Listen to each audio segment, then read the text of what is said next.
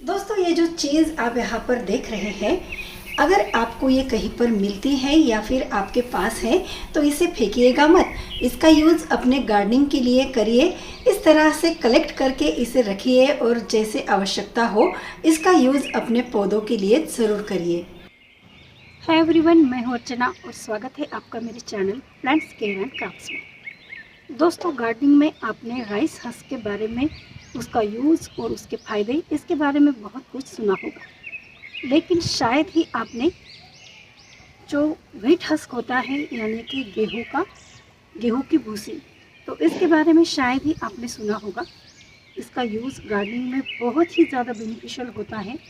अब देखिए, सबसे पहले ये जो व्हीट हस्क है, इसका यूज़ हम मल्चिंग के लिए बहुत ही बेहतर तरीके से कर सकते हैं।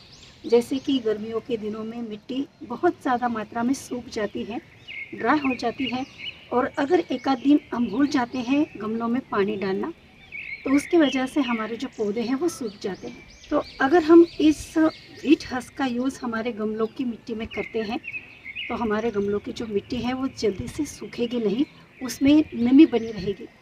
तो मल्चिंग के लिए व्हीट हस्क का यूज़ आप ज़रूर किया करें अगर आपको अवेलेबल होती है तो। अब इसकी मल्चिंग किस तरह से करनी है ये भी मैं आगे आपको दिखाऊंगी। ये जो व्हीट हस्क होता है, इसमें प्रचुर मात्रा में नाइट्रोजन, फास्फोरस और पोटेशियम होता है। तो अगर हम इसका कंपोस्टिंग के लिए यूज़ करते हैं या फिर गमलों के लिए जो हम सॉइल मिक्स तैयार करते हैं, तो जैसे कि राइस हस्क को हम मिट्टी में मिक्स करते हैं, उसी तरह से अगर हम व्हीट हस्क को भी मिट्टी के मतलब सॉइल के मिक्स में अगर हम इसे ऐड करते हैं, मिक्स करते हैं, तो मिट्टी में पोषक तत्वों की जो कमी है वो भरी रह जाएगी। तो इसलिए ये जो व्हीट हस्क है हमारे गार्डनिंग में पौधों के लिए बहुत ही ज़्यादा बेनिफिशियल होता है। अब चलिए मैं आपको दिखाती हूँ मल्चिंग के लिए हमें इस व्हीट हस्क का यानी कि गेहूं की भूसी का किस तरह से यूज़ करना है। तो चलिए पहले जानते हैं मल्चिंग का क्या मतलब होता है। मल्चिंग यानी आपके पौधों में जो मिट्टी डली हुई होती है तो उसका तापमान बनाए रखने के लिए और उसमें खरपतवार ना आए, इसके लिए देन मिट्टी में नमी बने रहे, इसके लिए मिट्टी के परत के ऊपर एक ऐसी पत्तों या फिर घास की लेयर को डालना जिसकी वजह से मिट्टी का जो तापमान है वो कंट्रोल में रहेगा और आपके जो पौधे हैं मिट्टी सूखने की वजह से सूखेंगे नहीं, हरे भरे रहेंगे। तो चलिए, मल्चिंग करने के लिए मैंने थोड़ी सी ये जो ग्रो बैग की मिट्टी है इसे की गुड़ाई कर दी है और अब हमें इसके ऊपर लगभग 2 से 3 इंच तक हमारा जो व्हीट हस्क है उसे फैलाना है। तो मिट्टी की जो सतह है पूरी तरह से 1-2 इंच तक अच्छे से ढकी रहे, इस तरह से हमें ये जो व्हीट हस्क है इसे फैलाना है और बस इसी को मल्चिंग कहते हैं। इसकी वजह से हमारी जो पौधे की मिट्टी है वो सूखेगी नहीं और टेम्परेचर जो है वो कंट्रोल में रहेगा। अच्छा, अब यहाँ पर ध्यान देने लायक बात ऐसी है कि यहाँ पर आपको एक सावधानी बरतनी होगी। ये जो मल्चिंग के लिए हम व्हीट हस्क की लेयर इसके ऊपर लगा रहे हैं तो ये 2.5 से 3 इंच से ज़्यादा नहीं होनी चाहिए, क्योंकि ये जो व्हीट हस्क है इसमें ज़्यादा मात्रा में नाइट्रोजन होता है और अगर पौधों में नाइट्रोजन की मात्रा ज़्यादा हो जाएगी तो आपके जो पौधे हैं ना वो जल भी सकते हैं। तो चलिए, अब मल्चिंग करने के बाद इसमें इस तरह से थोड़ा सा पानी डाल देते हैं ऊपर से। अब नेक्स्ट मैं आपको दिखा रही हूँ कि मिट्टी के अंदर ये जो व्हीट हस्क है इसको हमें कितना मिलाना है। तो सॉइल मिक्स गार्डनिंग के लिए किस तरह से करनी है इसका वीडियो मैंने पहले ही अपलोड किया हुआ है। तो बस उसी तरह से आपको जो सॉइल मिक्स है वो तैयार करनी है। जैसे कि इसमें हमने नीम की खली, सरसों की खली, रेत मिलाई है, कोकोपीट मिलाया है, गार्डन सॉइल है। तो इन सब के साथ साथ हमें इसमें लगभग 20% ऐड करनी है हमारी ये जो व्हीट की भूसी है उसे, और इसे अच्छे से मिला देना है। जैसे कि मैंने आपको पहले ही बताया है कि व्हीट की भूसी में प्रचुर मात्रा में फास्फोरस, नाइट्रोजन और पोटेशियम होता है। तो अगर आप इसे ज़्यादा क्वांटिटी में मिलाते हैं तो आपके जो पौधे हैं वो जल सकते हैं, इसलिए इसे बहुत ज़्यादा मात्रा में ऐड नहीं करना है। और अब ये जो सॉइल मिक्स है इसे पहले से अच्छी तरह से मिक्स कर लेते हैं, देन आप इसे ग्रो बैग या फिर किसी गमले में डालकर इसमें पौधे लगा सकते हैं। अब कंपोस्ट बनाने के लिए हमें व्हीट हस्क का यूज़ कैसे करना है, तो इसका भी वीडियो मैंने पहले ही अपलोड किया हुआ है।